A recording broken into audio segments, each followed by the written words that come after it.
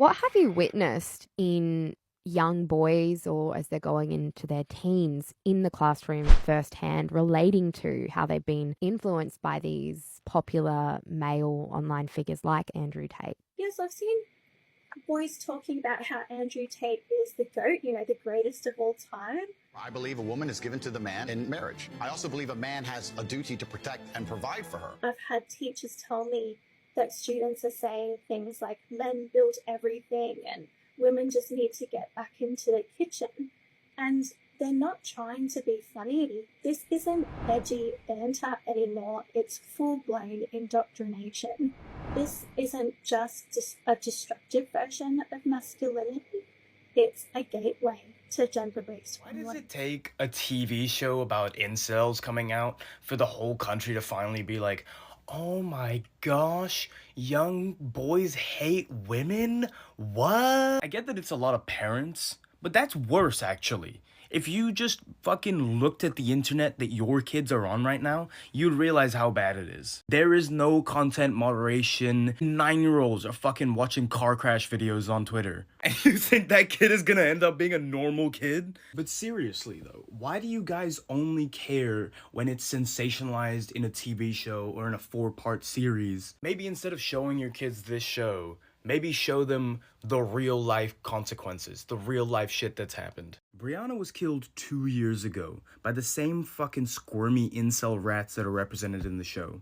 And none of you fucking cared then. None of you care now. You will forget about this in 3 weeks and give your fucking son his iPad back so he can go back onto 4chan. The main dad in the new Netflix show Adolescence, he's not the worst dad in the show. That prize goes to the police officer. Right at the top of the show, he's introduced as somebody who leaves the real grunt work of parenting to the mum. Yeah, he knows Tracy will say no, and I'm the soft touch.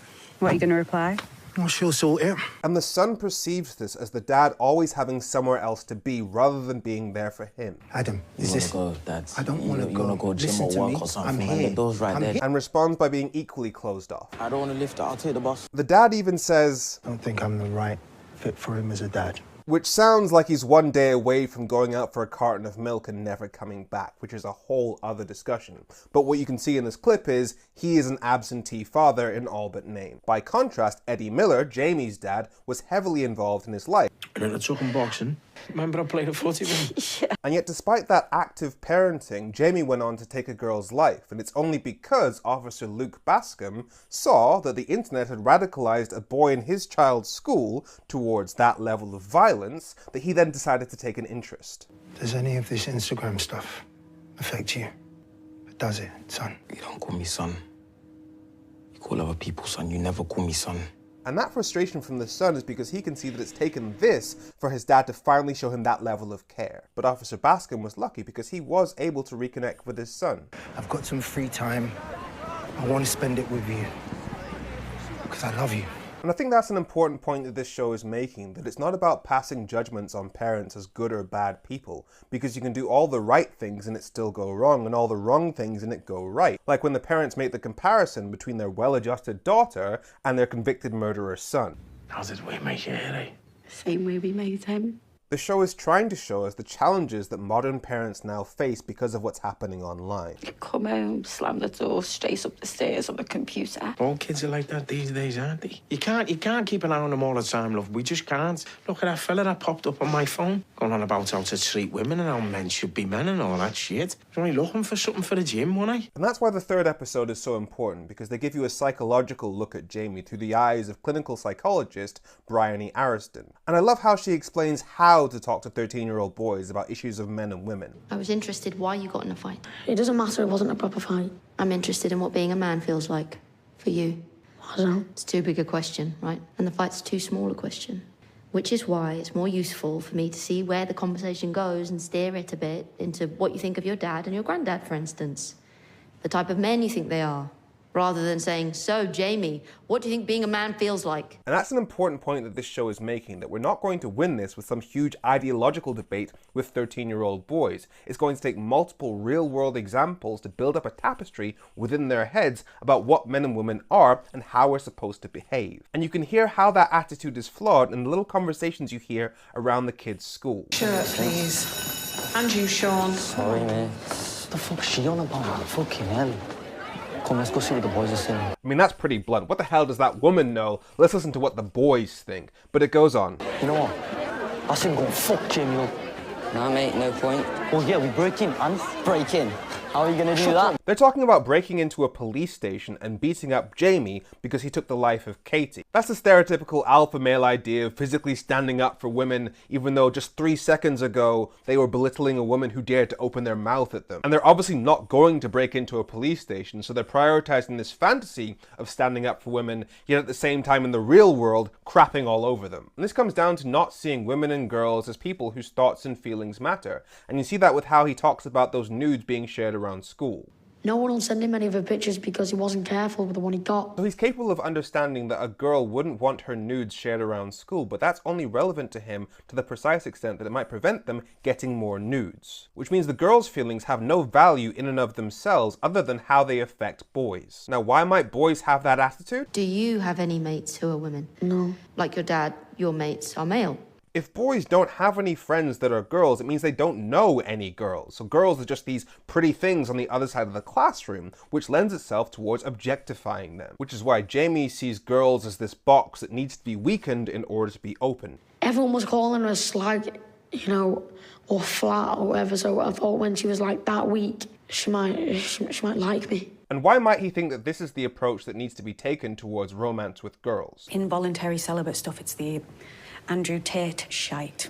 80% of women are attracted to 20% of men. Woman, you must trick them because you'll never get them in a normal way. Oh, she's saying he's an incel. He's 13. How can you be involuntary celibate at 13? I know. Who isn't celibate at 13? But Jamie does think that it's normal for 13-year-old boys to be sexually active, and so because he's not, he feels inferior. Do you think girls are attracted to you? No, I'm ugly. And why is he so insecure? All kids really need is one thing that makes them feel okay about themselves, mate, that's it. I remember when I was about 8 and I just recently moved schools, and my mum asked me to go find a workbook to jot down the notes on all the books I was reading, and so I went and looked, and I found a book that I used to do the exact same thing in from the previous school. And so when I presented that to my mum, she saw me make that connection and she was like, "That's why I love you, Femi." And so in my head, I linked being smart with being loved, and so I had something that I could always be proud of. Jamie didn't have that experience. For example, when he went to football with his dad. He'd cheer me on and everything, but when I'd fuck up, he'd just... I just stood there on the side of the pitch while all the other dads were laughing at him. He'd just look away. And I couldn't look at him, man.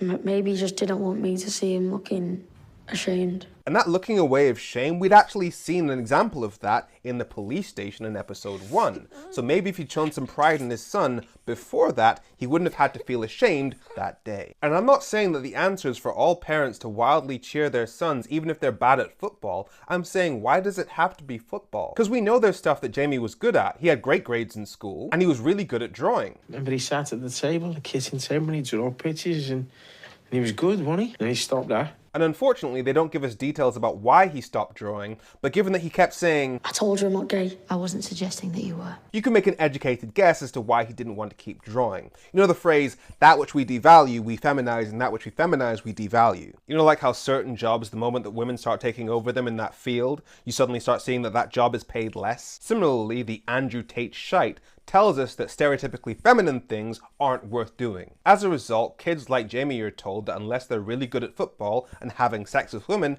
they're worthless. And it's because of that insecurity that certain men want to go back to more traditional gender roles where men could dominate women, which is why Jamie's friend even buys a knife to make women subservient again. I just want things the way they were. I thought it'd just scare her. And Jamie is furious at the idea that a woman could tell a man what to do. Fucking drop in here, you! Jamie! What was that? Signal him away like a fucking queen, yeah? And tries to assert physical dominance over his clinical psychologist in the room several times. I mean, to say the boy isn't in control of his emotions is putting it mildly, but look at his dad. You work? I don't need your mum to get me work. What would I want your mum to get me work for? Hey, she's got college, hasn't she? Right? Do you want to take her out of college? Do you want to ruin her fucking life as well? You can see the anger on his face, the need to physically dominate, even though he believes he loves his wife. And you can hear the traits of a future domestic abuser in how Jamie talks just after he's blown up. I know you think I'm trying to trick you. I said that ages ago. Classic tactic of acting like your past wrongs are so far in the past that they're not relevant anymore, even though it was minutes ago. Ask your questions. Oh, I'll be better now. Another classic tactic, acting like because you've calmed down, it's the other person's job to also be calm, even though you've just traumatized them. But for me, the most heart-in-my-mouth moment of the entire show is at the end of episode 3, because they make it very clear throughout that this is just a kid. You want to change your trousers?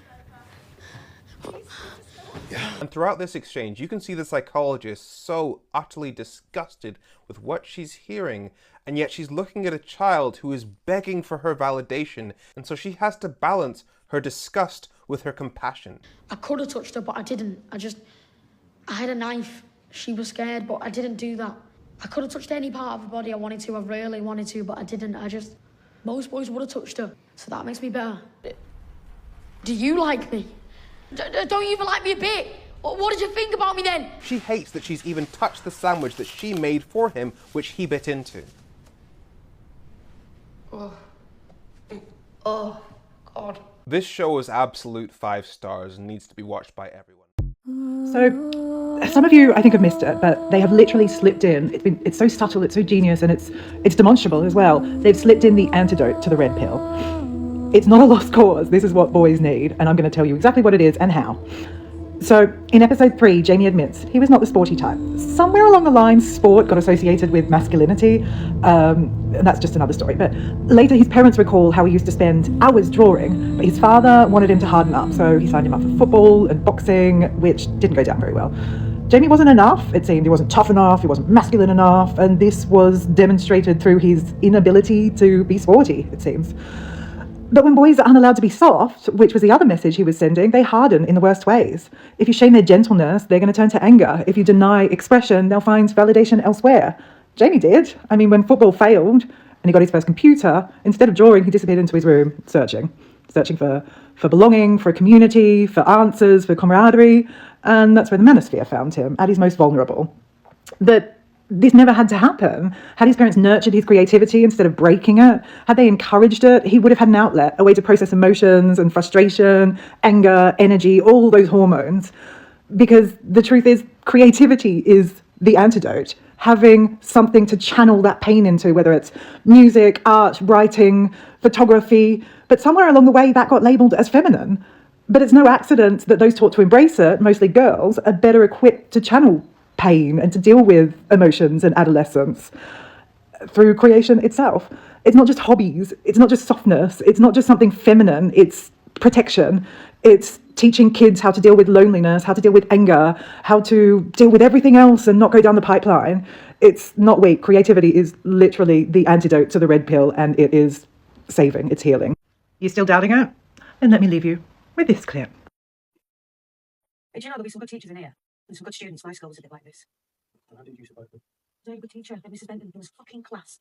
She taught art and photography. I like drawing pictures and stuff. Nice. All kids really need is one thing that makes them feel okay about themselves, mate. That's it.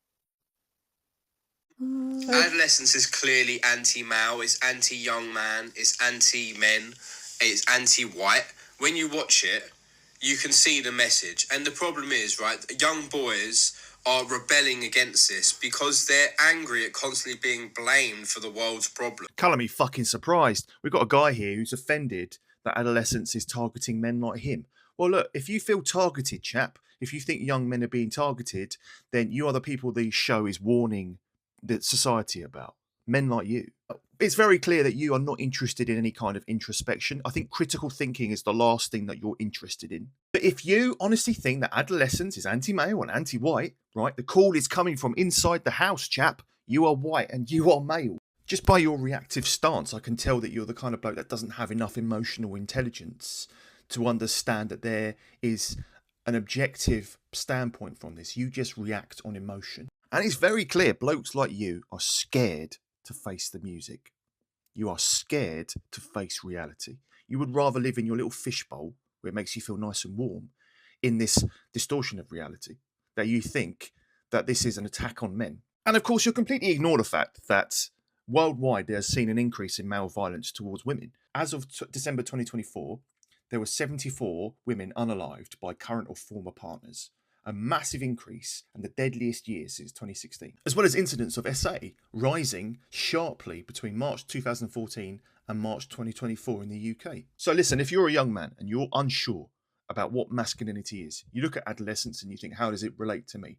Just understand, if you attempt to intertwine yourself from this toxic form of masculinity, this holding on desperately to the old school patriarchal masculinity that just puts the boot on women's head, right? You've got to understand that it's changing, and it's changing for the better. Instead of cowards like that who look at masculinity as physical toughness, emotional restraint, and societal dominance towards women, it's about emotional intelligence. It's about emotional resilience, understanding that we're all not perfect as human beings, but there are things we can do to redefine ourselves and work on ourselves. We should be redefining strength. Strength is no longer about dominance, physical dominance. It's about integrity, responsibility, and to stand up for justice. Masculinity is no longer about the cowardly position of entitlement, possessiveness, and aggression towards women.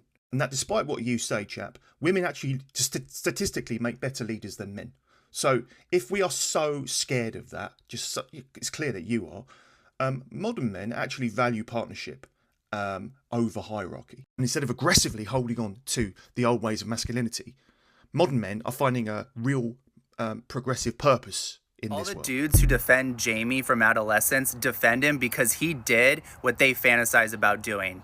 Also, now TikTok is a red pill app because every time I try to post anything about adolescence, it gets put under review. This is exactly the kind of action that needs to happen, and the UK is doing it. Meanwhile, in the US, any book that says women are people is banned, and the entire educational system is being stripped for copper wiring. If there's one thing I learned from watching Adolescence, is that y'all need to teach young boys to have hobbies that have nothing to do with women. Because a lot of this toxic masculinity shit is just men desperately seeking women's attention. And from a very young age, they're conditioned to think that is their sole purpose in life. Like they only exist to claim a woman and to have some kids. And it's conditioned into them from such a very young age. Like I'm seeing this play out right now on this week's episode of Will Trent. So Detective Ormwood finds out that his son has been sneaking around because he wants to audition for this play. And when his son finally comes out and tells him that, one of the first things that Detective Ormwood says is, oh, well, Romeo gets the girls too. That's not why he did it, though. As a matter of fact, he didn't even ask why he did it. He didn't make it about that young man at all. He made his son's hobby about some girls that he didn't even say he was interested in. And that's how it happens. Y'all teach these young boys so early that their only value is in getting women or having sex with women or how many women they can have sex with at a time. So when a boy or man is faced with any sort of female rejection, it is not just one woman rejecting him. His place in society is being threatened, his social status, his purpose, his identity.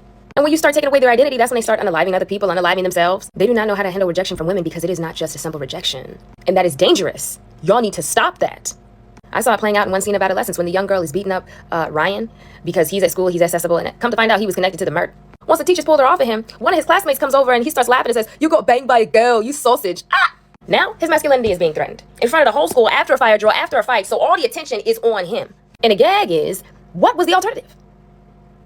Like, what was he supposed to do to protect his masculinity? That is how easy it is to fall into the trap of being an aggressive man.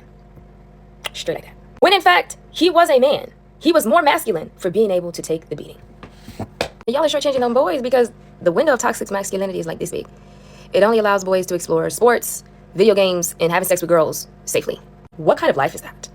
They'll go through life so unfulfilled, expecting that getting married or having a girlfriend or having kids will fulfill them. And when it doesn't, they don't know what to do. So they either fall into the same patterns or they end them. Another reason y'all need to let them young boys have hobbies is because they're starting to lose themselves in the women. One really good example of this is that content creator who got banned from some streaming platform for sexual harassment while he was on live. And later on, Kai is talking to him on the phone, trying to give him advice on different content. And everything that this content creator comes up with is women-centered. After sexually harassing a minor on live. Like, pivot. Or like how I said in my other video, men aren't really allowed to explore anything outside of sports, video games, and having sex with women. But they found podcasts and they found mics, and that seems to make them very happy. But the problem is the content that they choose to discuss on these podcasts. That's right. It's all about the women. Or their new mannerisms. Gay men have always sort of borrowed from women, but seeing the cis men do it? Seeing the cis men be sassy? But we knew it was headed here because men love dressing up as women and calling it comedy. Men have just been obsessed with women for so long, and I just wonder who they would be if we didn't teach them to be that. straight out the gate. That show Adolescence just pissed me off. The same way that y'all teach y'all daughters to keep their head in the books and they got a lifetime to worry about boys, y'all need to teach y'all sons the same thing. That they need to keep their head in the books and they got a lifetime to worry about girls. I just had a family friend whose son got taken up out of here because another boy shot him over a girl. This is real life happened to people I know. Okay? Y'all need to start teaching y'all's boys to emotionally regulate themselves. But in order to do that, you have to first emotionally regulate yourself. There are more emotions than just happiness and anger. There is no reason why on that show that a 13-year-old boy should have been more interested in why a girl don't like him than his academics, which he was doing very well in. That boy came from a very, very good family, and his parents had no clue what was going on with him. Stop saying it's easier to raise boys than it is girls. The reason why y'all say that is because you don't put in the emotional effort to raise these boys. It's not easy. I've only been in the game 4 years raising a boy, and I'm exhausted. But guess what? I laid down and made him. I got to keep going because one day he's going to go out into society, and that boy is going to be a reflection of me, and I'd be damned he make me look bad.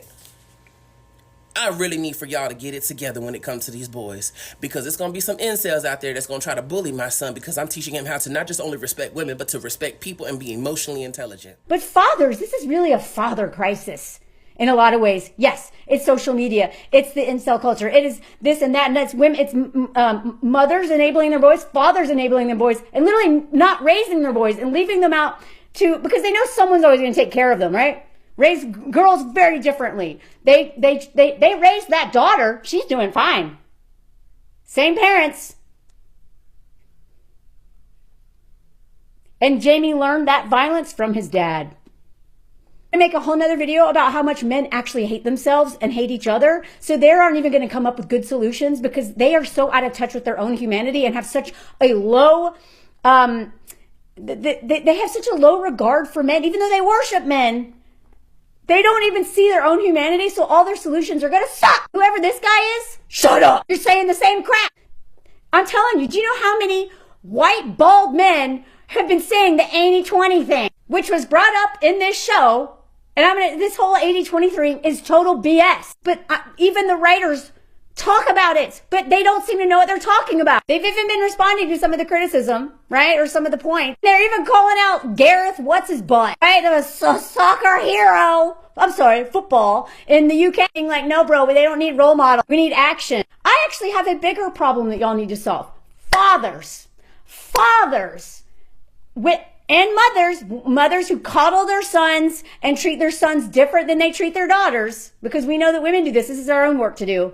But fathers, that dad sucked, okay? He sucked. Did he love his kids? Sure. Did he know how to parent? No. But he didn't do anything. And then, yeah, I feel bad for him.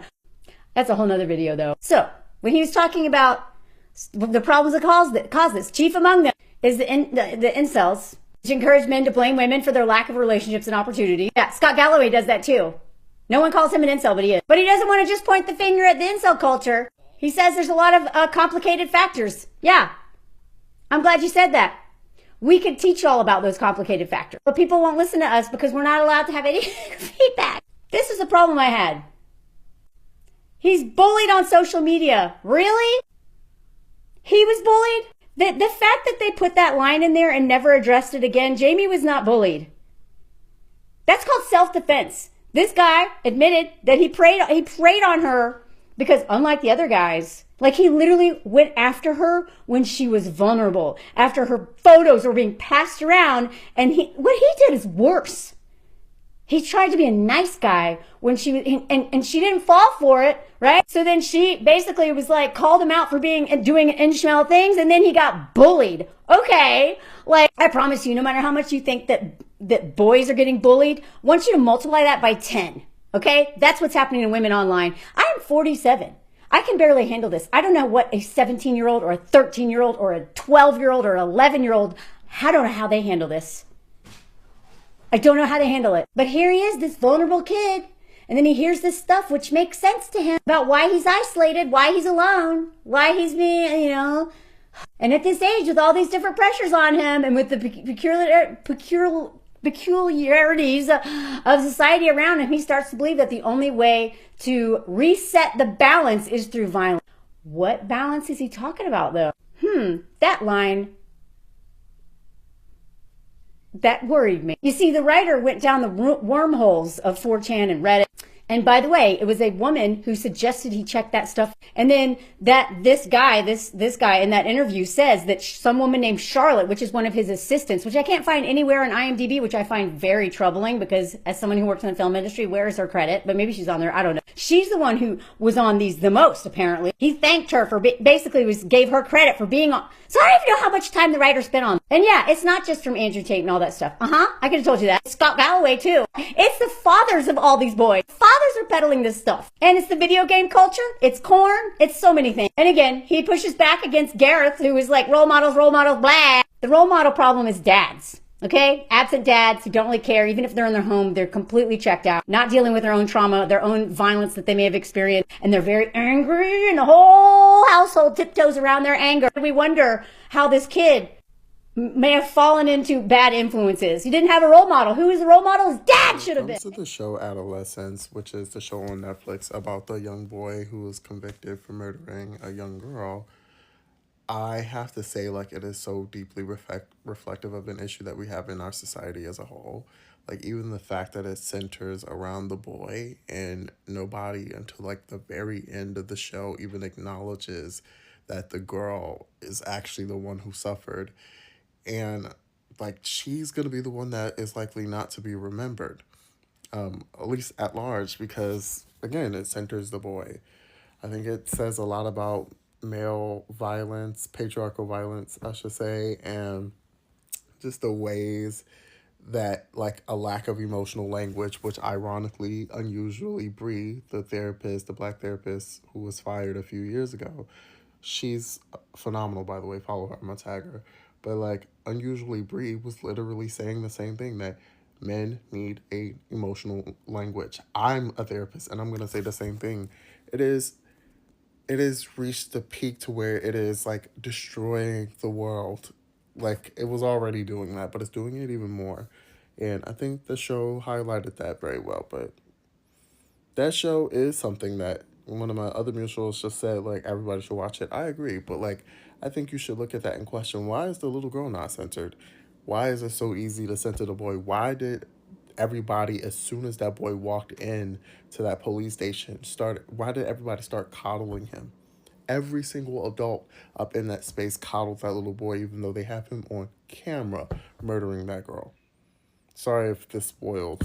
I'm going to put a hashtag up here somewhere. But yeah, really uncomfortable watch, but uncomfortable because it's too true. Why didn't Adolescence have an episode dedicated to Katie and her backstory and her experience? This is one of the questions/criticisms that I've seen people make of the show, and honestly it just feels like they don't understand what the show actually was trying to do. There are loads of other shows that are dabbling in a totally different style of drama entertainment where this would be a fair question and a fair criticism, but this show isn't a normal drama. It exists to explore one question and one question only. What compels teenage boys to do this kind of thing? Every single second of those 4 episodes is dedicated to exploring that question and that question alone. And the show doesn't explore this just by whatever Jamie has to say, it explores the entire tapestry because that is where the answer can be found. Katie's backstory is completely irrelevant to this question, and honestly, including an episode focused on Katie in a show that is so clearly dedicated to that one question, that would only imply that Katie is part of the answer to that question, which she is not. Jamie didn't get to the point of doing what he did because of who Katie was or anything that she did. He did this because he had been sucked into a worldview that made him feel like this was a way that he could self-actualize in the face of any adversity, any ill treatment from any girl. This was an answer. I saw one person say,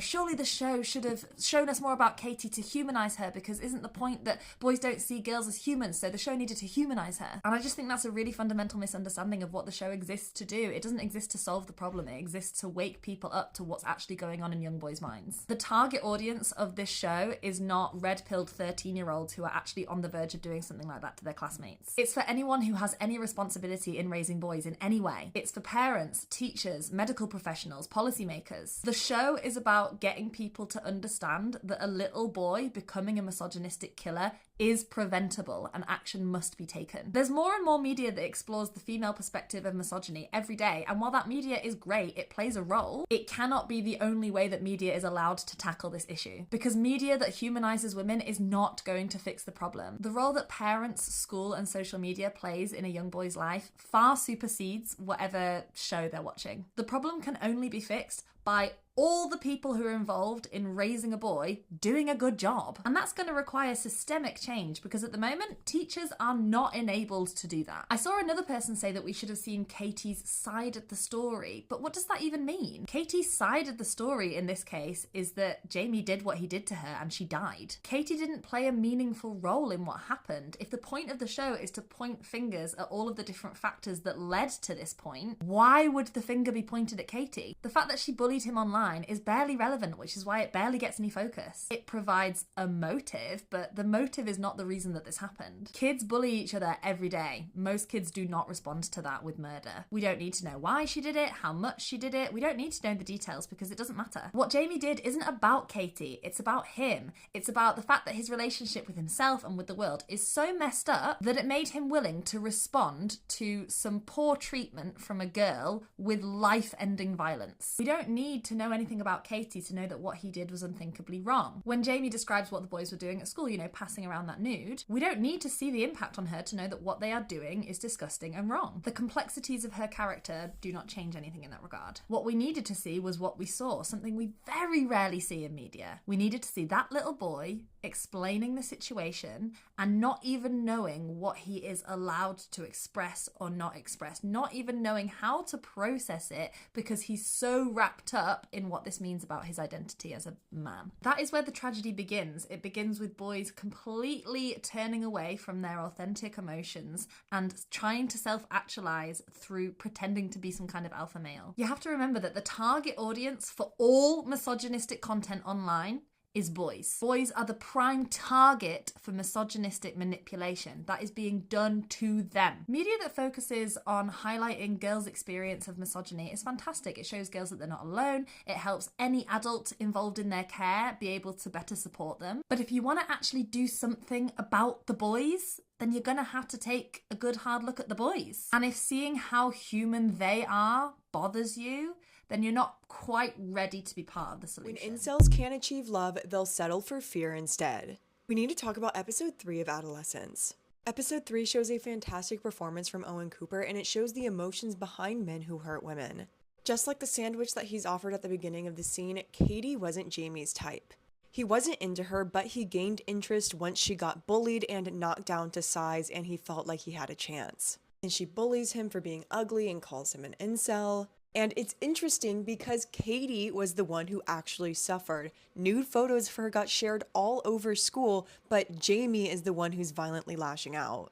You see the explosive side of Jamie's emotions and how quickly his rage can be set off. He wants the female psychologist to be scared of him, but his demeanor immediately changes when a man intervenes. And as he's being taken away at the end of the episode, Jamie's question to her is what any kind of red pill guy truly is at his core. Do you like me? Despite everything, Jamie just wants to be liked. And when he can't achieve that, he will settle for fear instead. I love the conversations that this show is starting about online radicalization and this divide between men and women that's starting at an earlier and earlier age. And wow, I'm also just very glad that I do not have children in the age of social media because that must be so difficult to manage. This show was so compelling without even needing any kind of twist because the killer is revealed in the first episode. I can't stop thinking about this show since I finished it. Let me know your thoughts in the comments. So I had some real strong emotions about this limited series. But before I share them, I want to share something I learned in equine therapy of all places. So apparently horses are prey animals. They're as skittish as rabbits or squirrels or deer. But they're big and strong on the outside.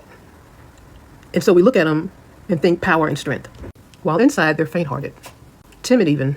Now, having this new understanding as a mom, it helped me see my sons in a whole different light. Because on the outside, they're 6'2", close to 200 pounds. And so they represent a certain amount of strength or can be imposing figures. But see, as their mom, I know them, and I knew that they were shy or timid, insecure. I know they struggled with their identity and how they wanted to present in the world. I understood that they were frustrated that they didn't have the best role models in the home or community that showed them manhood in a way that was acceptable. And they have limited access to deep and meaningful conversations that help them process who they are or who they want to be. I remember trying to give one of my sons some advice about girls and how to interact with them. And I was telling him, to see them as an equal and to give them their own space and be their friend. Well, the result of that for him, the outcome was that he was called a simp and he was called gay because apparently he wasn't aggressive enough. He was called soft. And so as a result of that, he didn't trust my guidance much at all after that.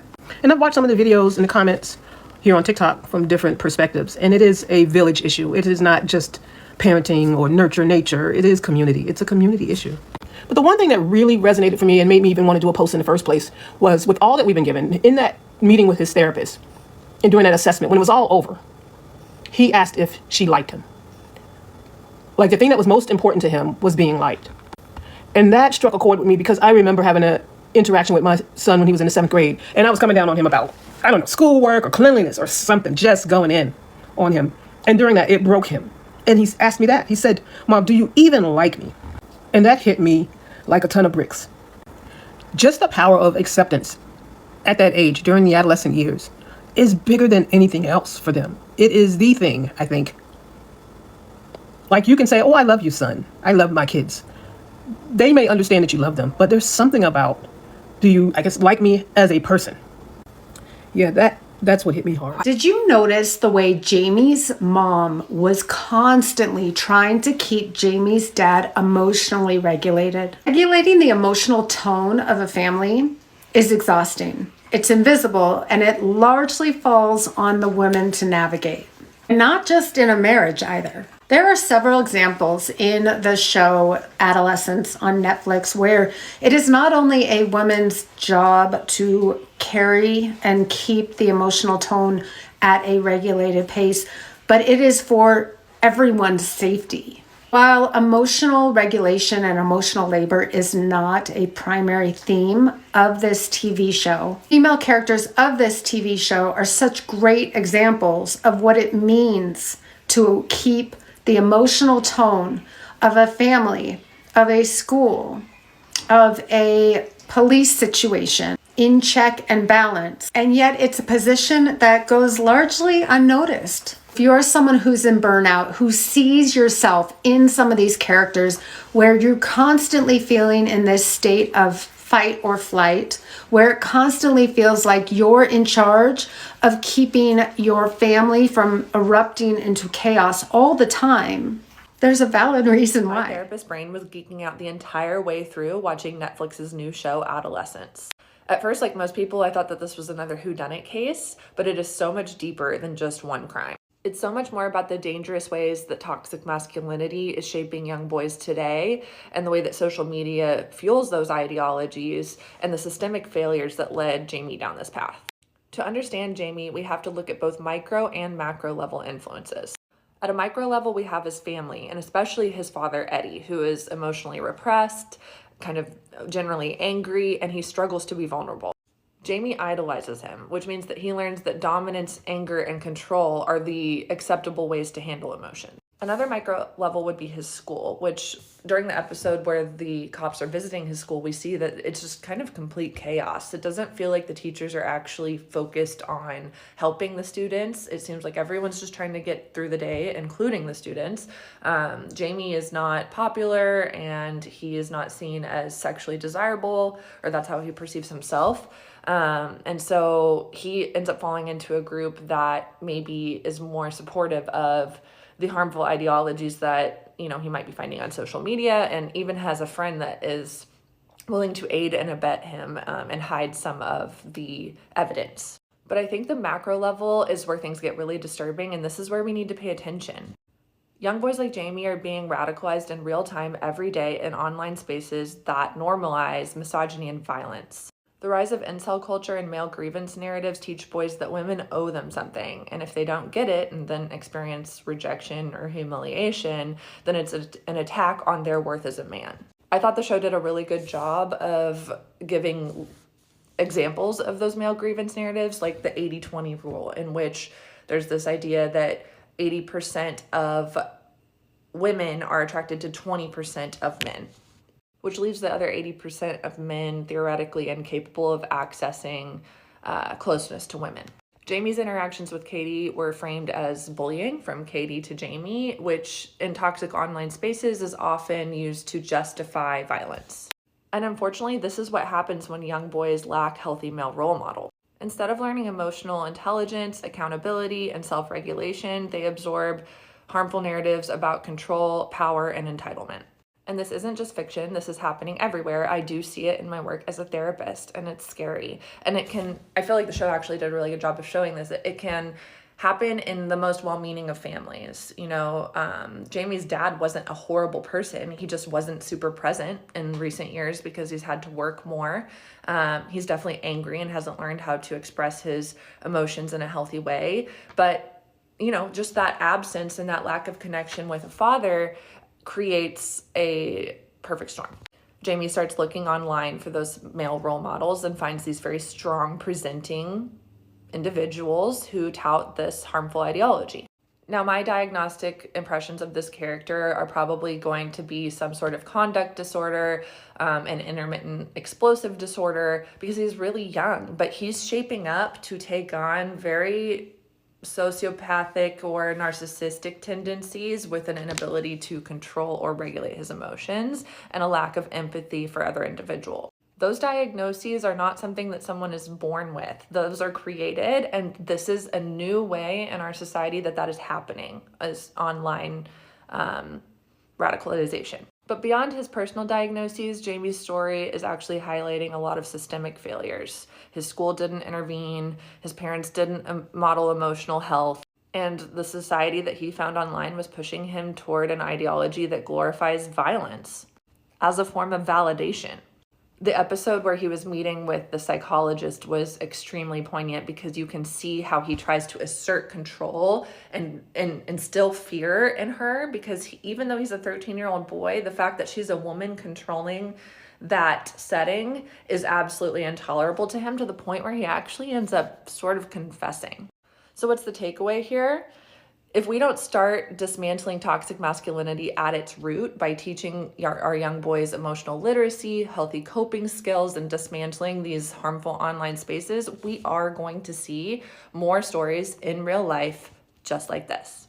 Teaching boys and insisting that they become tough is not helping them. It's not helping society, especially to the point where they execute that toughness through violence. Boys need a safe space to feel and be vulnerable. And until we create that, we are going to be failing them the same way that Jamie was failed. As a mom of two boys, genuinely speaking, I feel like y'all don't do enough when y'all find out y'all sons could possibly be extremely misogynistic or starting to consume too much red pill incel content. Because my son showed me one time, bitch, that he was on some stupid shit. I took all technologies, and for 8 hours straight, we was sitting in that fucking living room watching Lovely Bones. We was watching the story of Emmett Till, bitch. We was in that bitch watching about rape. We was in there watching about gay stuff and gay rape and all that type of stuff. We was watching about prison shit. We was in that bitch watching shit down. And after every single movie he watched, right along with me, with that motherfucking switch in my hand, cause you ain't moving, nigga. Only time you moving off this couch is you want some water, you gotta go take a piss, or your ass want something to eat. Every single 30 minutes, I paused that motherfucking movie. Now, what did you gather from what the fuck was said? And I made him give me at least a 1 or 2 minute synopsis of what the fuck he learned from every 30-minute second of it. Y'all not doing your jobs, bitch. If you don't want your son coming out to being misogynistic and incelish, I mean, sit down and talk with them. Force them to take in shit that makes them learn empathy.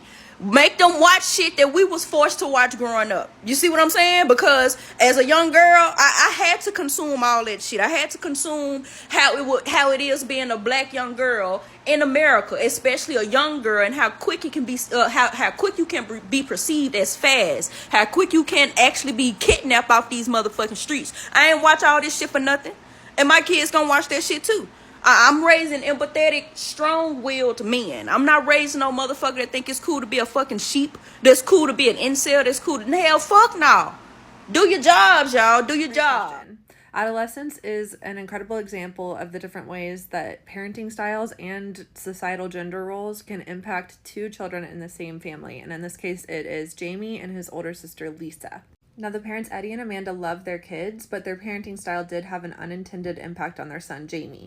We learned that Eddie actually grew up with a physically abusive father, and so he vowed that he would never ever be like that with his son, which is a noble idea.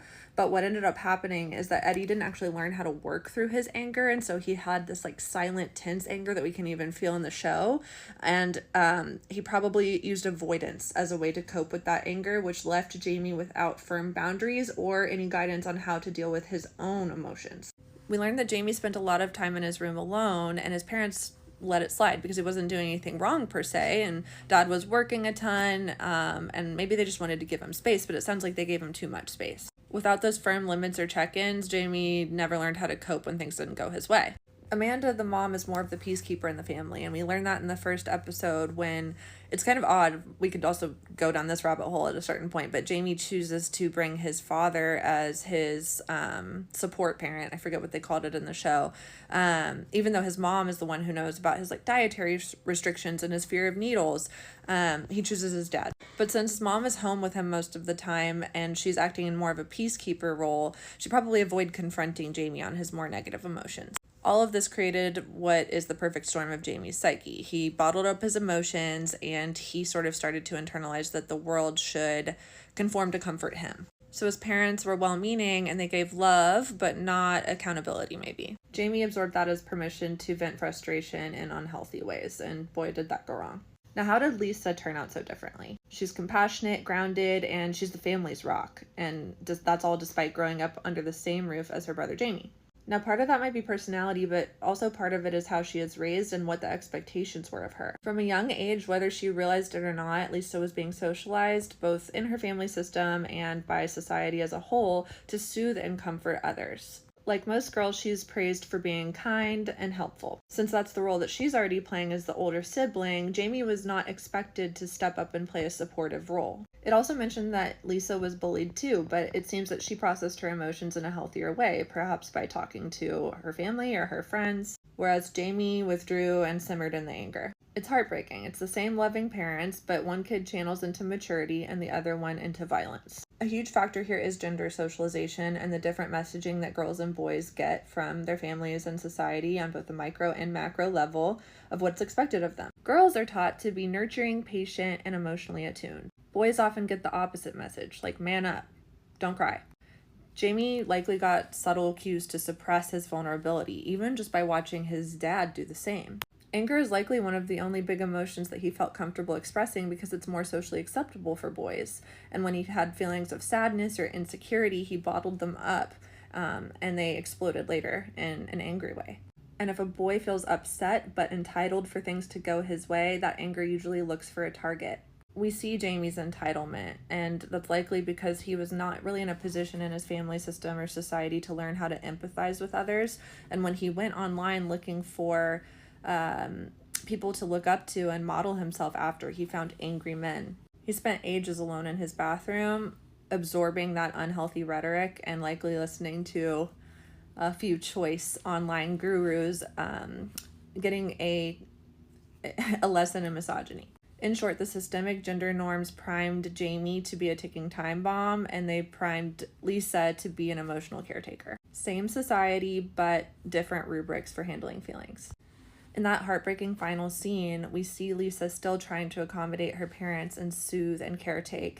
And as she walks away, Eddie, the dad, looks at Amanda and says, "How did we make her?" And Amanda, the mom, looks back at Eddie and says, "The same way we made him." It gives me chills because it perfectly encapsulates the family's confusion and guilt. They're essentially asking, how did we create a daughter so good when our son did something so terrible? It reminds us that they tried to raise both of these kids with the same set of values and love. They didn't intentionally raise somebody who would do something so terrible. And it's a gut-punching acknowledgement that sometimes parents end up with a troubled child.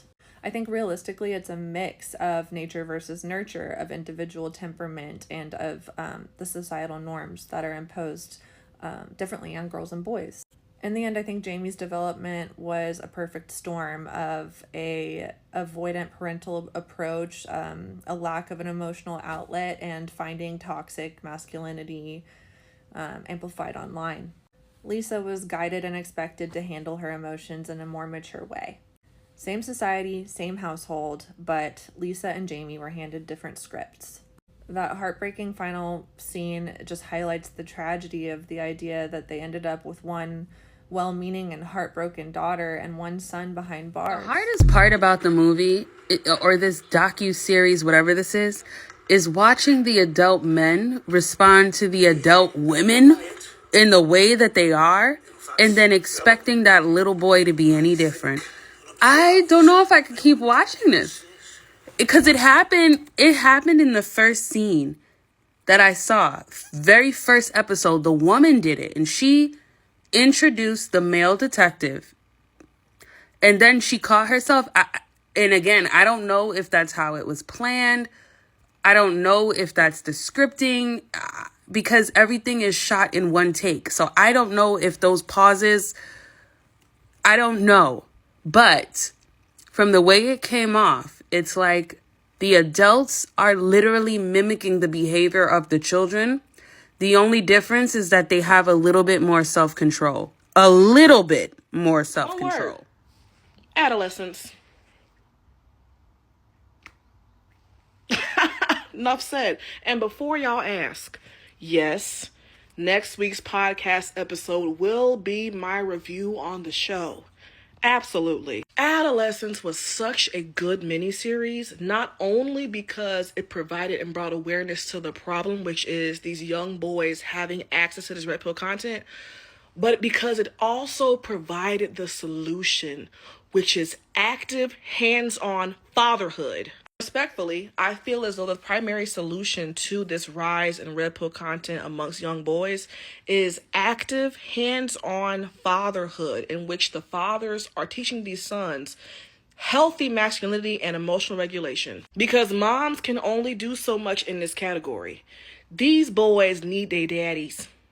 They need their father's approval, affirmation, and to feel seen by their father. Jamie's desperate need to appear and be liked by others was rooted in his desperate need to be seen and liked by his father. I'd like to believe that for a lot of these boys, the main reason why they are seeking out this red pill content is because they are looking for father-like advice from older men that they're not getting from the men in their personal lives. There are just so many themes in this miniseries to unpack and so many nuances to address, and I cannot wait to get into all of it on my next podcast episode. If you have not seen Adolescence yet, go watch it. You've been forewarned. We raise our daughters and love our sons. No, what y'all are actually doing is hyper-fixating on teaching your daughters how to navigate a world full of the sons you all have emotionally neglected. Okay, no, but can we talk about it? Adolescence. Great mini series on Netflix. Go watch it. One thing that I appreciated they highlighted was the severe consequences of emotionally neglecting your sons. I teach middle schoolers. Do you know how many of these middle school boys, when they go home, from the moment they get home on, are locked away in their room, playing any kind of video game, watching any kind of anything on social media, no parental surveillance whatsoever? Meanwhile, your daughters, you want to know what they watching, what they're doing, who they talking to, how long they talking to them. You want to know everything about your daughters, but you know nothing about your sons. That is emotional neglect, and I'm going to use the A word. It's abusive. Y'all, how come all these boys are watching incel red pill content? Because there's no men talking to them when they go home. Their dads aren't sitting them down and picking their brain and talking to them about life. Their dads are on their phone watching porn. Too busy in their own phones watching porn, talking to other women, to be worried about their actual son's well-being. These boys are turning to incel red pill content because they look up to those men, because the men in their lives are doing them a disservice. And while, yes, emotional neglect is both parents' responsibility, There is more when it comes to the father's role and being a good role model for his son. And y'all are emotionally neglecting and abusing these boys by not being as hands-on with them as you are your daughters. Period, point blank. And it's time to talk about it. I wanted to use this comment to further expound on the topic of young boys, red pill content, and the show Adolescence, because I've seen across social media platforms under this video people commenting and like trying to point fingers and saying, well, it's the mom's fault too, or the dad is this, and going back and forth with the parents. And while yes, parents do play a huge role in their lack of parenting sons, the issue overall and why we are seeing such a stark increase in these young boys falling down the red pill pipeline is society as a whole. Patriarchy is doing a disservice in the long run, okay? The fact that it is a normalcy, the fact that it is a cultural norm for men and boys to not show their emotions, that's a problem. That is creating a social norm of emotional neglect in men, period. That's not good. From platonic to romantic to familial, there is a reinforced notion that men should not be showcasing emotions. And the only allowed emotions in the showcase is anger.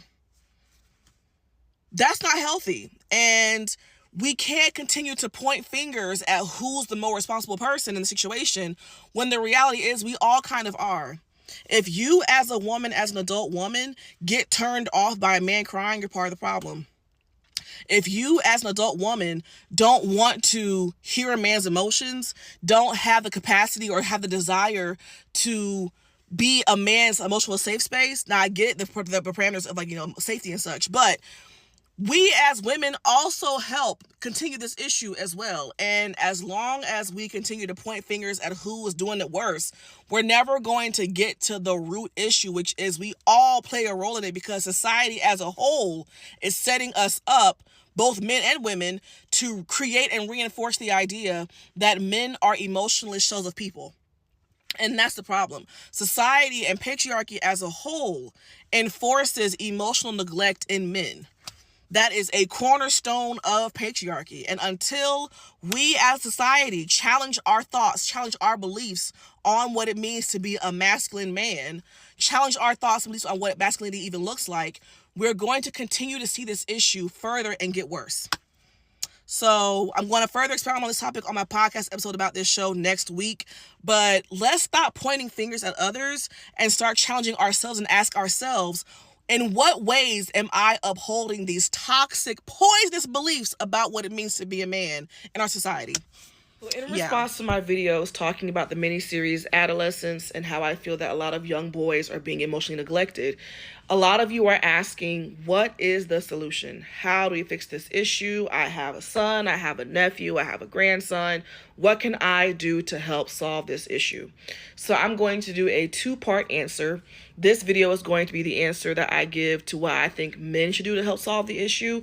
And the next video will be what I think women should do to solve the issue. So with this video being the answer to what I think men should do to solve this issue, I want to preface this video by saying two things. The first thing being, majority of y'all are not going to like what I have to say, so brace yourself. Second thing is that while I do believe that these answers will provide tangible positive outcomes to mitigate these issues, I do not believe that most men will be willing to actually do these solutions because it would require them to forsake everything that they have learned and identified in manhood as it is today, as well as patriarchy. And I do not believe that most men are willing to let go of the few ways they benefit in the patriarchy to overcome the many ways they don't benefit. So without further ado, let's get into it. The first thing that I think men would have to do is to understand that this is not just you all teaching the youth on how to be more in tune with their emotions. This is you all having to commit to doing the work yourself. It is not enough to teach one thing and live a different story. You have to model the behavior and be role models. And so you'd have to be willing to commit to not only teaching the youth, but allowing yourself to be taught and learn a new way of masculinity, manhood, and what it means to be a man. Which brings me to my second solution. And when I say this, I'm not saying it in a condescending, apathetic way. I'm saying it in the most logical and rational way possible. You all need therapy. If as men, y'all were never given the space and opportunity to learn how to regulate your emotions, how to be in tune with your emotions, how to identify your emotions, so on and so forth, how are you going to know how to teach the youth to do it? You're not going to just wake up one day and have the answers. You need a licensed professional who can teach you how to be in tune with your emotions so you can then teach others. Therapy is a cornerstone to the solution to this problem. The next solution is that in order for men to be able to model and teach young boys that it is safe and okay to have emotions and how to regulate them, you all have to detach from the belief that anything feminine or anything related to women is bad. You have to get rid of the belief that anything that is girly or feminine is beneath you or disgusting or anything to have an aversion towards. You have to unlearn the internalized patriarchal and misogynistic views that tell you that you are better because you are a man and a woman is worse because she is a woman. Because a lot of the aversion to boys feeling their emotions is because that's what girls do. Gotta unlearn that. And to piggyback off of that solution, the next solution is for you all to unpack your homophobia. Yeah, we're going there. So many of y'all be so worried and trying to walk the tightrope of not looking and appearing to be gay that you are boxing yourself into only one type of masculinity, and it is not a healthy one, I'll tell you that much. Your fear of being perceived as gay, your fear in having gay friends, your fear of raising gay boys, all of that results in y'all thinking that it is okay to be a shell of a human. Your internalized homophobia is a huge part of what is keeping you from accessing and identifying with all of you. That is not me saying that y'all are all gay. But a lot of the traits y'all attribute to being gay is human behavior. And you gotta unpack that. The next solution, and y'all are especially not gonna like this one. A lot of you males need to begin practicing sexual discipline. As a matter of fact, a lot of you males need to put the tallywhank on ice and chill out for a bit.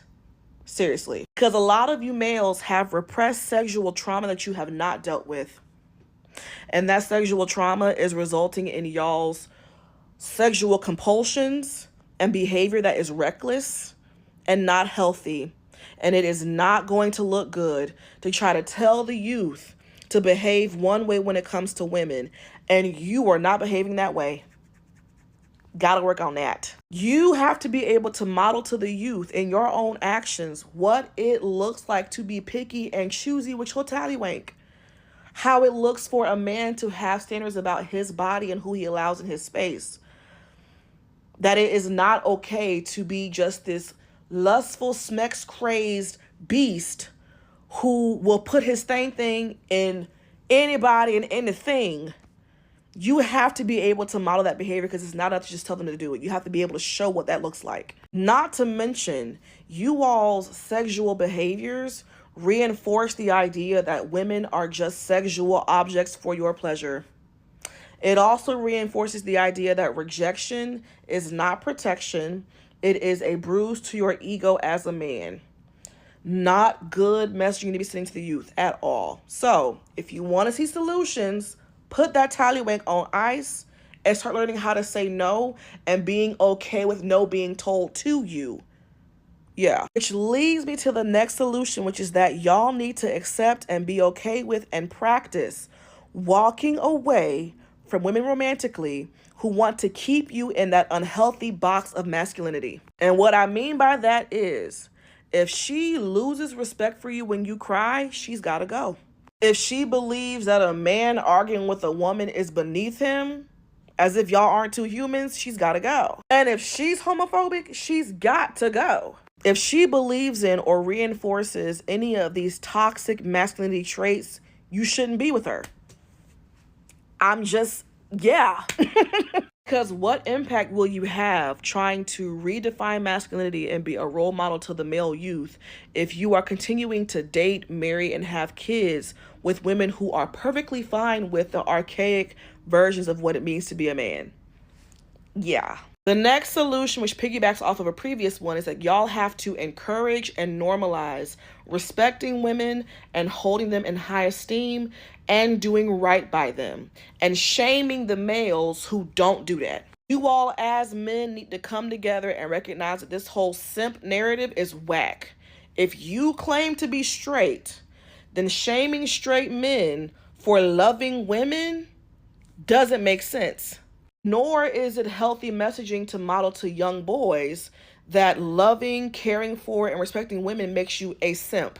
Or framing that loving and respecting women gets you played in the end. All of that does not fare well, not just for y'all, but for the youth too. As men collectively, y'all need to normalize shaming the males who do wrong by women.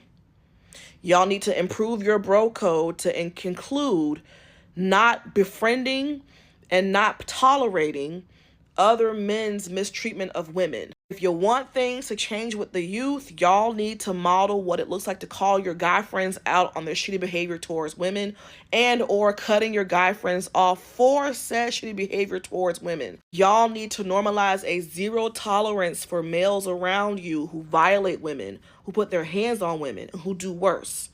They should not be allowed. They should be exiled from community, okay? Because otherwise, what incentive do young boys have to treat women properly if there's no real consequence in treating us poorly? And lastly, if you want to minimize the impact of red pill content with the youth, do things with the youth and get these boys out the house. Make a concerted effort to take an interest in these boys' lives and interests beyond sports and other activities that are rooted in violence. If that boy likes to draw, get him an art easel and go draw with him. If that boy likes to dance, put him in a dance class and take him to dance class every single week. And be just as proud of these boys for doing those other ventures as you would for sports or for these other activities rooted in violence. Stop the cycle of killing these boys' creativity because it lies on the outside of what it means to be a man.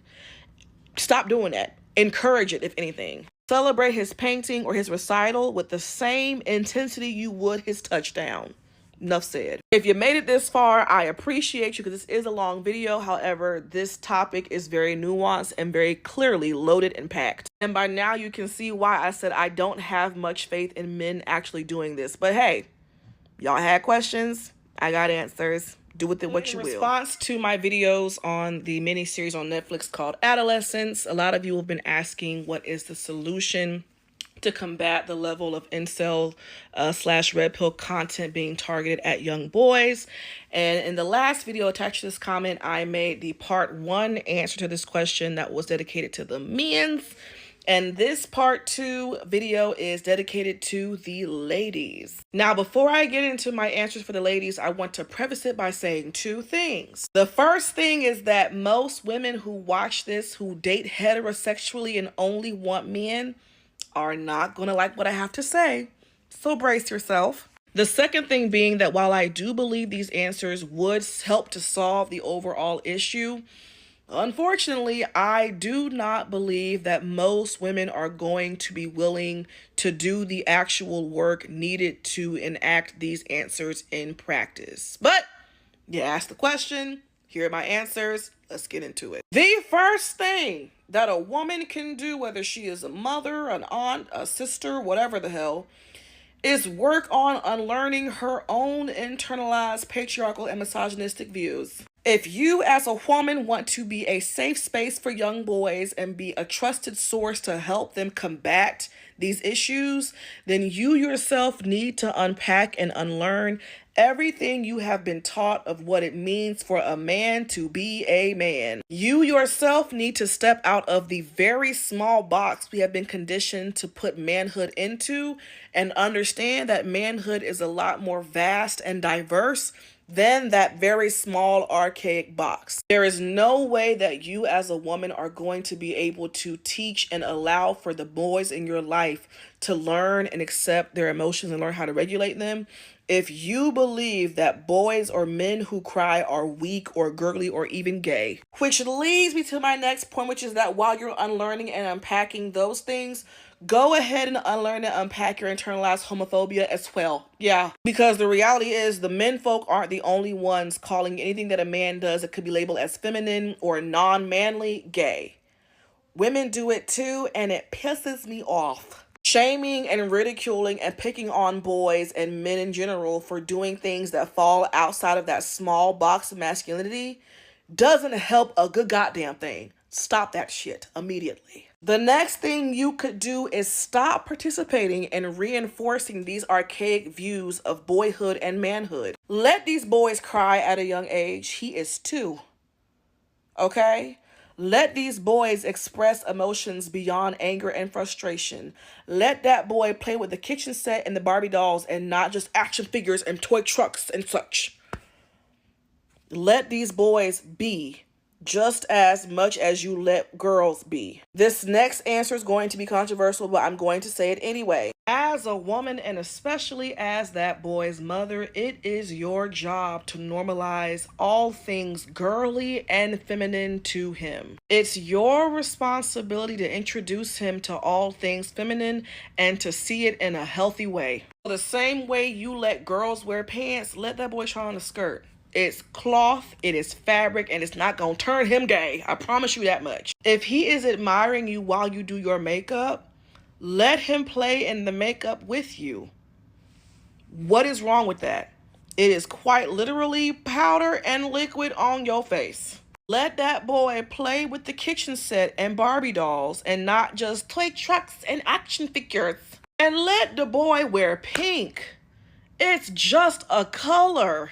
If you as the mother refuse for your son to do any of these things under the guise of that's not what boys and guys do, it is not only killing his curiosity, but it's teaching him that there are certain behaviors that are not good for boys to engage in. And depending on how much you talk down about it, it's also teaching him that those behaviors are beneath him as a boy. Even though you're a woman and his mother. Stop that. Explore with him all things feminine so that he's able to learn that 1, femininity is safe because he's learning it through you, his mother. And 2, it is not beneath him. It isn't anything he isn't allowed to explore because of his gender identity. It ain't that deep, y'all. It ain't gonna make him gay, please. This one will also be a tad controversial, however, I don't care. Teach your boys the reality of schmecks and corn through the lens of women. Teach your boys the ins and outs of consent and the reality of grape. All types of grape. Teach your boys about stealthing. Teach your boys about grape by omission. Teach him all those things so he's aware of the fact that if it's not a hell yes, it's a hell no. Talk to your boys about the reality of intimacy, schmecks, and corn through the perspective of a woman. Teach him and show him that what his friends are watching or what he might even be watching is not reality, and it is not pleasurable and fun for the woman in reality, and is not going to get him a good grade in them sheets by his future partners. Teach him and talk to him about those things. Don't boys will be boys this. Don't leave it up to his friends to talk to him about it. Don't even leave it up to his daddy to talk to him about it. You need to talk to him about that shit too. Teach him to prioritize and value women's pleasure. Teach him that women are not apparatuses for his pleasure, but that it is a mutual connection and act of mutual pleasure. Talk to these boys about schmecks thoroughly. This one is for the single mothers who the fathers of your sons are not in the picture. Put that boy in therapy immediately. Get him started early on working through those daddy issues. And who knows, hell, maybe even mommy issues. Get him working on that young, okay? Do not assume that because he is not visibly bothered by his father's absence that he isn't bothered at all. Get that boy talking to somebody early. Thank you. Also, if applicable, Get your son or get that boy involved in male mentorship programs in your community beyond sports, please. And I get it, not every community has those opportunities, but if yours does, take advantage. Get that boy exposed to and around examples of healthy masculine energy in men. He needs to see it. He needs to be immersed in it, and he needs to be around it. My next solution is to stop putting way too much emotional responsibility onto these boys, aka your son is not your king, nor is he the man of your house. He's 12. Be so for real. Also, you boy moms who try to live out your romantic life through your son, through emotional incest, that is emotional neglect, and you are doing your son a severe disservice. You did not have this boy to become the man you always wanted. Go out and hit them streets and find that man and raise your son to be an adult, autonomous on his own. Are y'all okay? The answer is no, but I'm just checking. Putting the responsibility of your emotional stability onto your son in these ways, neglectful. It is not healthy, and it is setting your child up for a whole lot of dysfunction as an adult. My goodness. And lastly, when your son starts to hit that preteen teen age where his friends begin to overpower what you're saying as a mother, I am not saying to become mean or anything, but it's time to get stern and demanding that he sees you as a person. Do you hear me? Not boys will be boys away his lack of respect for you that you notice as he gets older. Don't let that shit fly at all. Because if I'm not mistaken, for a lot of these incel, red pill, misogynistic males out here, the first woman in their life that they began to lose respect for and view as less than is their mother.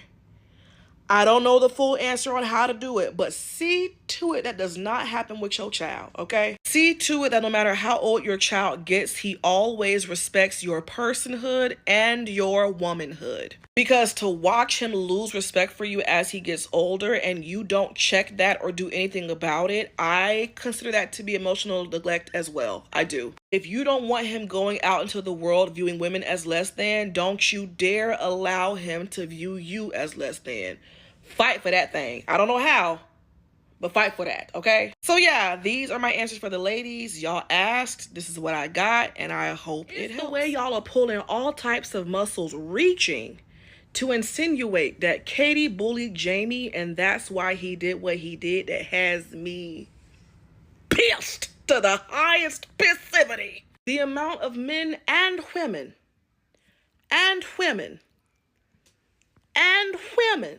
who are in my comments of my videos about adolescence saying, well, when are you going to talk about how Katie bullied Jamie? Never.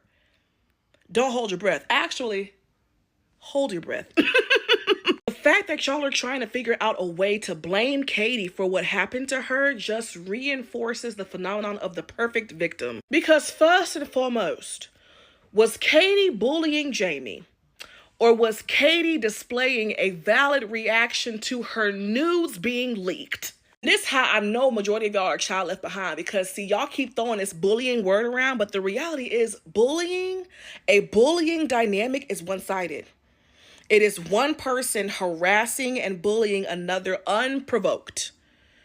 The victim hasn't done anything to the bullier.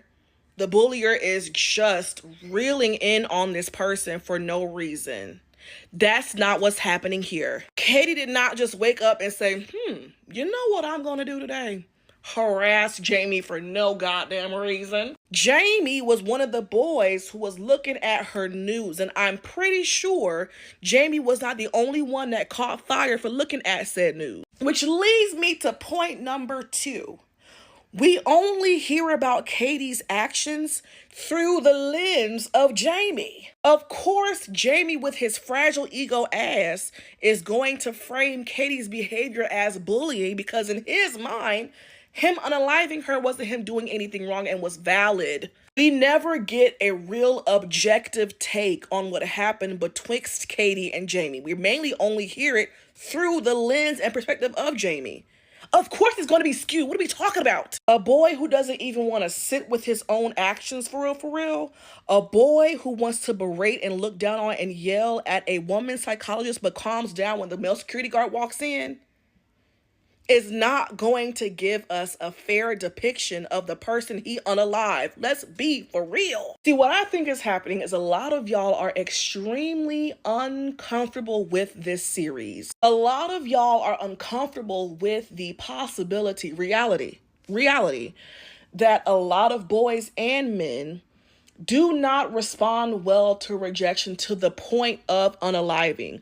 A lot of y'all think that that reaction is just unfathomable and that there must have been something that she did to provoke him. Y'all don't want to sit with the uncomfortable truth that there is a growing and scarily growing rate of boys and men who do not respond well and whose egos are way too fragile for the truth of rejection. And I honestly feel like, especially for the women who are commenting this foolishness, y'all fear that if you accept that reality, you lose the pseudo safety net, that mental safety net you have, that you're safe from this kind of reaction, this kind of behavior. And you're not. Hate to burst your bubble, but you're not. So in an effort to coddle your own emotions, you look for any reason to validate what happened to her and to reinforce why she deserved what happened to her. Because to sit with the reality that she didn't do anything to deserve that kind of treatment, it's a little too scary for you. Yeah. In conclusion, y'all claiming that Katie bullied Jamie is very much what was she wearing coded. And as for the women who keep commenting that bullshit in my comments, y'all especially have a lot to unpack. Maybe that backpack and that luggage is full and it's time for you to get to work. I've seen a few people make takes on the show Adolescence where they argued that the main character should have been a black boy and not a white boy.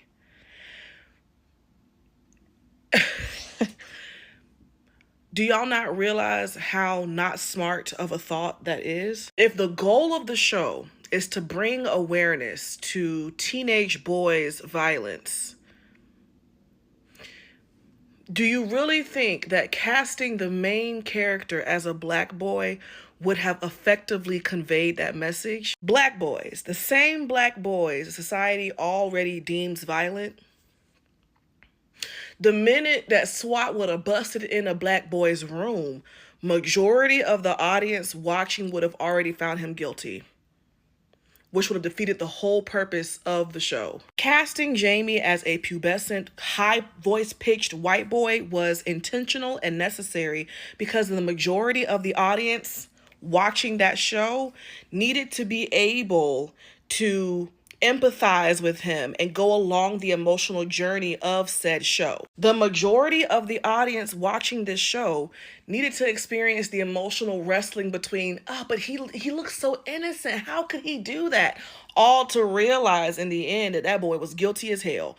That was necessary to the plot and receiving the plot of the show properly. And unfortunately, in this society, making the main character a black boy would have negated all of that emotional roller coaster completely. There would not have been nearly as much shock in finding out that he was in fact guilty. And episode 3 would not have been nearly as daunting and terrifying if the boy were black. Let's keep it a bean. Because in a society where Tamir Rice could be gunned down by police at 12 for holding a toy gun, society is not going to look at and give the same amount of grace to a young black boy as they would a young white boy. And that was the point. To all of you Katie bully Jamie warriors, I have a question that I actually want for you all to answer. Because there's something that Jamie says in episode 3 that no one has brought up in this argument that I want to bring up and ask y'all about directly. In episode 3, where Jamie is talking to the psychologist, he says out of his mouth that the boys at his school bully he and his friends both verbally and physically, go as far as to trip him up and spit on him, Okay? If you don't believe he said that, go back and watch it for yourself, because he did. I promise you he did. Now, I want y'all to break this down to me like I'm 5, okay? Explain to me how some comments and emojis under Instagram pictures makes Katie a bullying bitch and unalived, but these boys who are both verbally and physically abusing and bullying this boy are not bullying bitches and are also alive still. How does that happen? If y'all are putting what Katie did on the same level as these boys who are bullying him in real life, then how come only Katie's unalived? When in the grand scheme of things, some comments and emojis are far less harmful than being spat on. Right? If bullying were the issue and were the trigger, then wouldn't we be hearing more about his violent behavior amongst everyone that bullies him? And not just Katie? Somebody break it down to me, because I'm rather confused. Thank you. Adolescence was not a bullying works both ways cautionary tale, and I'm really concerned about anyone who thinks it was. In the very first episode, D.I. Bascom shows Jamie screenshots of his Instagram, where he leaves aggressive and derogatory comments towards Instagram models that he reposts on his story. Katie, the girl he unalived, leaves comments on his Instagram calling him an incel. Second episode, Katie's best friend Jade says that Katie would never go anywhere near Jamie, and she dumps his best friend Tommy because she knows they have something to do with it. Even Adam, when he's explaining to his dad what all these emojis mean, he's not really taking sides for either or. He scoffs when his dad is like, oh, is this bullying? Katie was bullying him? Even though he doesn't say much, he's trying to emphasize to his dad that this manosphere content is the root cause behind everything that's happened. Third episode with the psychiatrist, he is constantly devaluing his mother's place in his life. He puts his dad on a pedestal, he makes excuses for his father's anger, even says things like, he's actually nice to my mom, as if he would have every reason to not be. Jamie believes that being nice to women isn't something that you have to be, but if you are, that makes you an exceptionally good guy. Jamie and Katie were both bullied by other people. Jamie and his friends were tripped up, spat on, made fun of by other boys at school, but he never felt the need to get his comeuppance on the boys that bullied him. Katie was also bullied. She had her nudes passed around school. She was slut-shamed, called ugly repeatedly. Jamie saw her as weak and easy to manipulate because she was being bullied, and when she said no, he openly admits to the psychiatrist that he desperately wanted to essay her. He really wanted to, but he didn't because he's a good guy, going back to how he feels about his father and how he's actually nice to his mom. Jamie killed Katie because he felt entitled to her body and a date with her, both of which she denied him. Katie called him an incel and said he would never find love just because he asked her out, which is mean, but her only crime is not buying into his nice guy shtick, which was proven true by the fact that she was murdered. The central theme of adolescence is not knife crime, it's not race, it's not even bullying. It's the fact that we live in a misogynistic society where young boys who are emotionally neglected by busy parents, overworked school systems, are being preyed upon by these manosphere, red pill content creators that teach them that women are the reason for all their suffering. And it's not just them, it's the fathers who haven't undone their emotional trauma and don't know how to regulate their emotions. It's the mothers who enable the aggressive behaviors of the men in their lives. And just society as a whole. Even Stephen Graham said we all play a part in the neglect and the radicalization of young boys. That's it, that's all. So often people speak about men who have issues with women as if these men need therapy. So men who have misogynistic attitudes, who objectify women, who dehumanize women, are told to go to therapy. And this is what happens when men and boys that hold very deeply ingrained misogynistic attitudes go to therapy. This is Jamie, who's in this movie, 13 years old. This is from episode 3 of Adolescence on Netflix. 13 years old, and this is how he's treating his therapist. He's attempting to intimidate her. At other parts of this session, he's attempting to get her validation, attempting to get her to say that she likes him, that she thinks he's attractive. This is what happens in therapy, and this is why therapy is not appropriate for men and boys who have these attitudes. Misogyny is a sociological issue. That means that in order to effectively deal with this behavior in men, there have to be social consequences from other men for men who have these issues. What that looks like is a man says to another man, if you don't pay your child support, you can't hang out with me. That's not what we're going to do. If you put your hands on your wife, then no, I'm not dealing with it. I know you cheated on your wife. I'm not coming to your wedding. I'm not dealing with this. I'm not doing this because you are not treating women well. Therefore, you can't hang out with me. And then the pushback that I get from that is creating those consequences would alienate these men. I think it will require them to behave in a certain way because men crave other men's approval more so than they care about the opinions of women. Once again, misogyny cannot be treated, in mental health. Yesterday, when I was posting about this series on Netflix, I was still like reeling emotionally from watching it. Like, I definitely cried when I was watching it. There was just a lot of emotions that it activated in me as a therapist. Y'all know I'm a full-time therapist. It's what I do, it's what I've been doing for 20 years. You know, I'm a Gen X. The parents and the adults in this film are Gen X, so it was activating on a lot of different ways. So, let me give you some background so we can have a discussion. The series is on Netflix. It's called Adolescence. There are 4 episodes. What makes this really awesome cinematically is that every episode is shot in one take.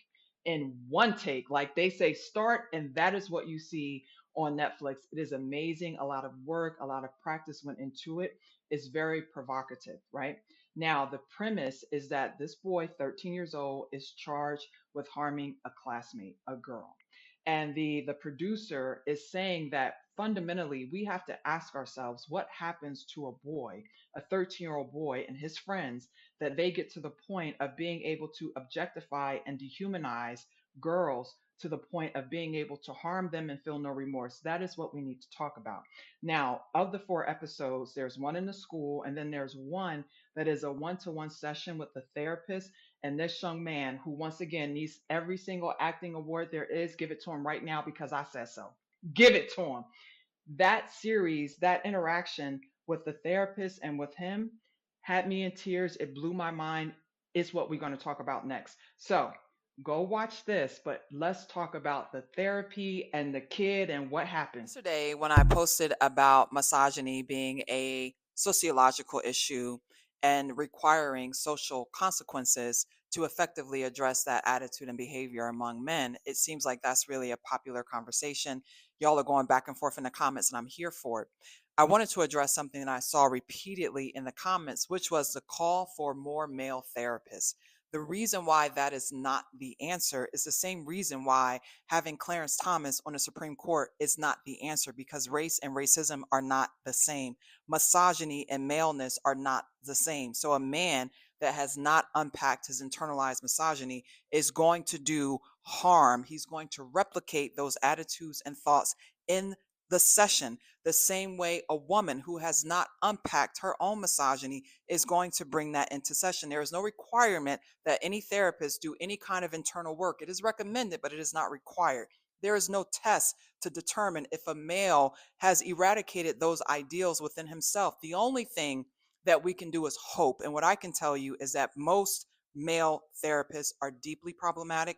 They have not done the work, and they are going to introduce more harm than good with their misogynistic. I am not going to shut up about Netflix series Adolescence. And this is from episode 2. And this is a father-son dynamic that I don't see people exploring that I want to explore. Now, yesterday I posted about misogyny being a sociological issue, not something that is treatable in therapy, but needs to have social consequences. This is the dynamic between fathers and sons that needs to be addressed and needs to be explored. And so the male figure, the caring male figure, is something that is missing from the lives of most boys. Now, the dynamics between these two is very subtle.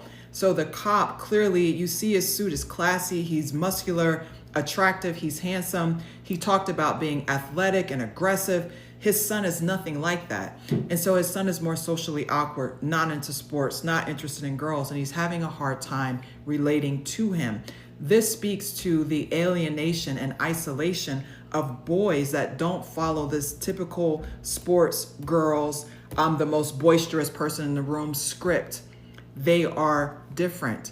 And adult men are having a difficult time reaching them and connecting to them because they're not going to sit and talk to you about basketball or football for 5 hours. How do we help fathers understand how to relate to their sons who are different than them? Parents, fathers need to understand that you brought this child into the world. He does not belong to you, and he has no obligation to be just like you, to be the man that you are. In fact, the expectation should be that he's a better person, not a better man. Let's talk about that and dig a bit deeper. Absolutely cannot shut up and will not shut up about the Netflix series Adolescence because it gives us so much to talk about. And it is so timely for what is happening globally with boys and men in regards to toxic masculinity and misogyny, which is dehumanization and objectification of women. In episode 3, when Jamie is being evaluated by the psychologist, he says that I'm one of the good ones. And he goes on to describe the other boys harmed this girl and he didn't do what he could have done. He didn't go as far as they went. Therefore, he's a good guy, which lets us know that this idea of a good guy means that men are acutely aware of the depravity that most men treat women and girls. And what they're saying is, I'm not as bad as they are. I know what men are capable of. I know what they do. I know what they say. I've seen it. I've heard it. And even if I haven't challenged it, I'm not like them. And therefore, I am entitled to applause, recognition, and validation from other women because I'm not the monster I could be. What that means is that being a good guy means that I'm entitled to women's generosity, their kindness, their body, them smiling at me. And when they do not receive that from women, they are just as angry as the men who they describe as monsters. So the idea of seeing yourself as a good guy is comparing yourself to the depravity of other men. And that means that you benefit from that depravity because you get to see yourself as good, even though you're not doing anything to protect the interest, the well-being of women and girls. I want to dig a bit deeper into what I said a couple days ago about the Netflix series Adolescence and encouraging good men to do something and to really create social consequences for men who are misogynistic and who hold extreme patriarchal views and objectify and dehumanize women. There have been several men in the comments that have said, look, I've done that, and that doesn't help because then that only isolates these men further, and then they are sort of pushed into the manosphere pipeline, right? They're terrible together. It's a group of terribles and they just get worse. My response to that is that any change is going to take time. And so as more men speak out about this type of behavior, we're going to see more change. As athletes, politicians, as people call out this type of behavior and say it is intolerable, then you will see change. One person doing that, I salute you, brother. More people doing that, I salute all of y'all. It's going to take all men that consider themselves good to do a good thing at the same time to create the change that we need to see.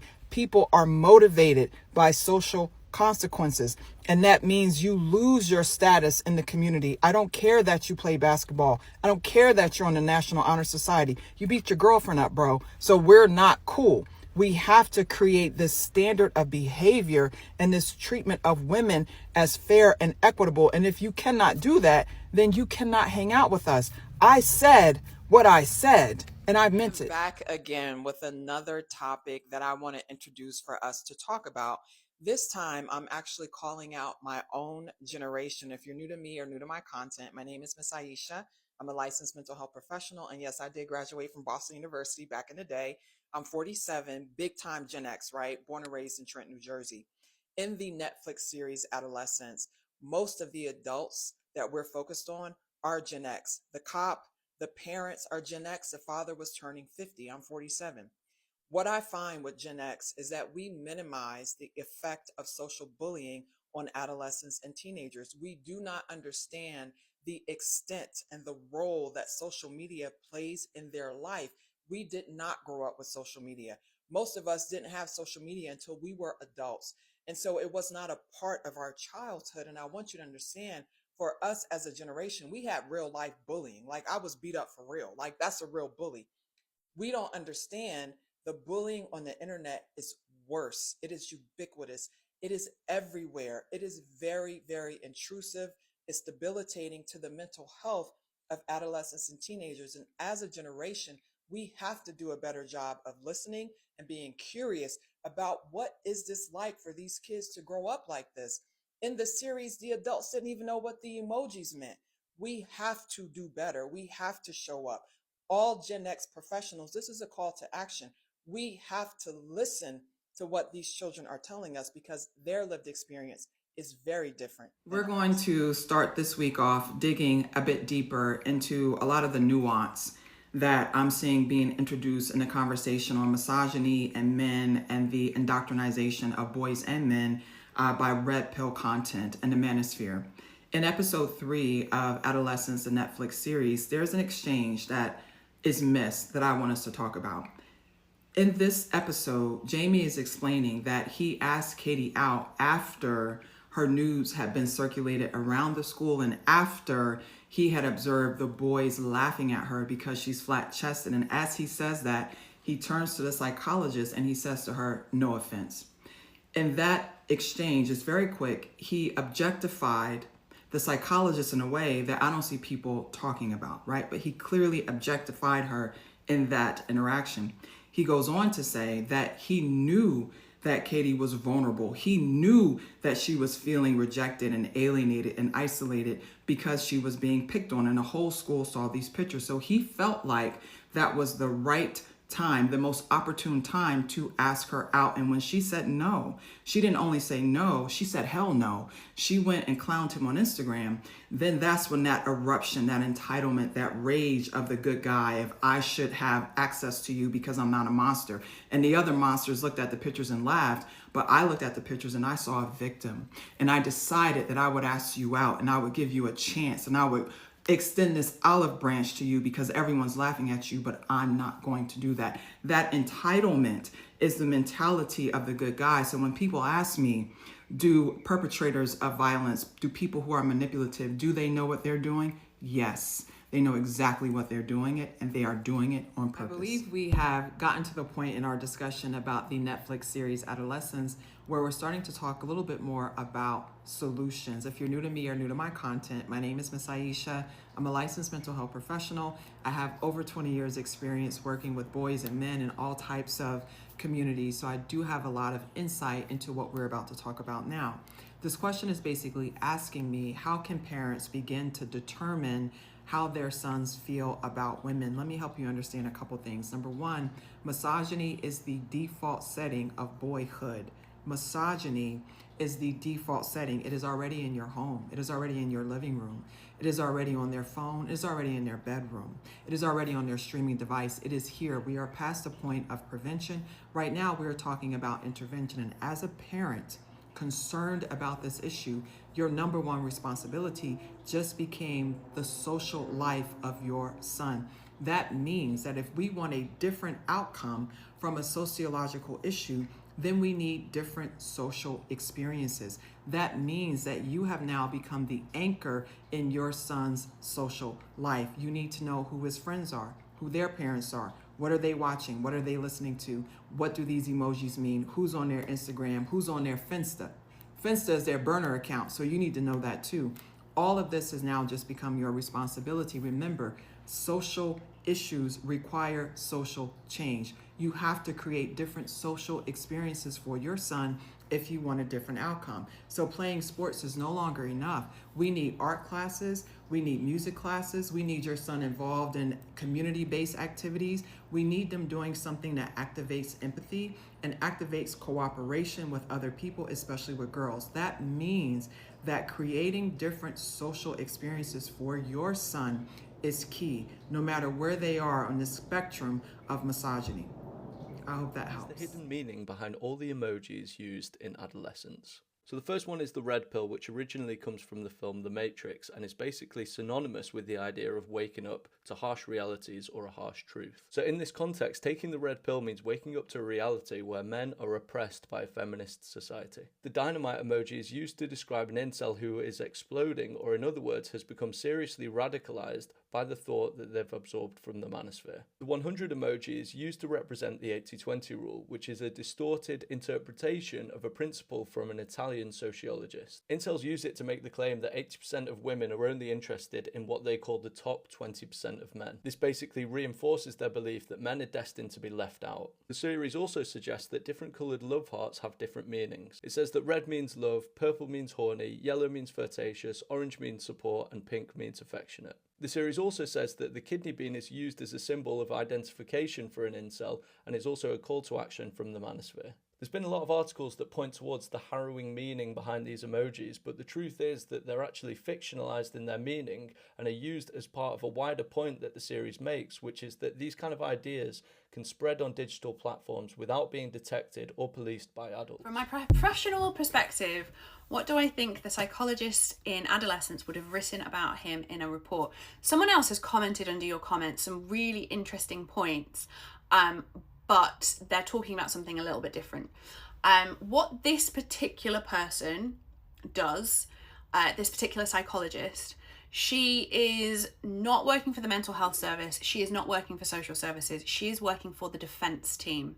She is paid by his family in order to help the barrister build a defense.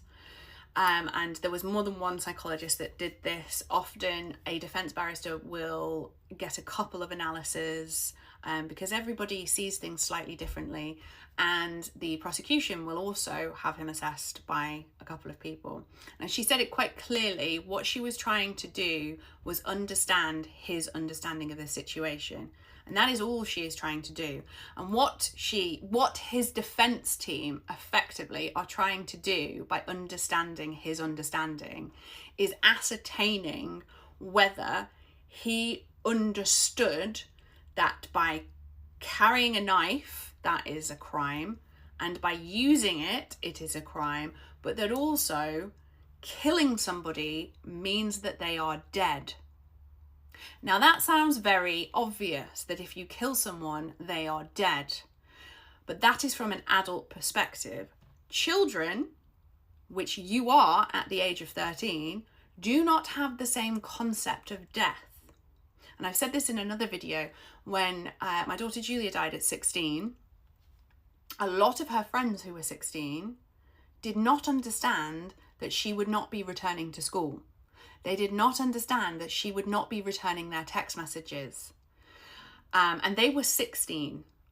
Some of them got it, some of them understood, but a lot of them just didn't get it. And a 13-year-old is even younger. I mean, your brain isn't fully developed until you're 25. So what she is trying to understand is did he want to kill her? Did he want to remove her from the planet?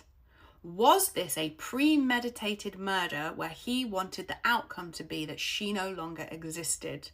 And it was quite clear from that interview that whilst he had a lot of internalized rage and whilst he wanted to scare the shit out of her, he didn't quite understand the concept of death.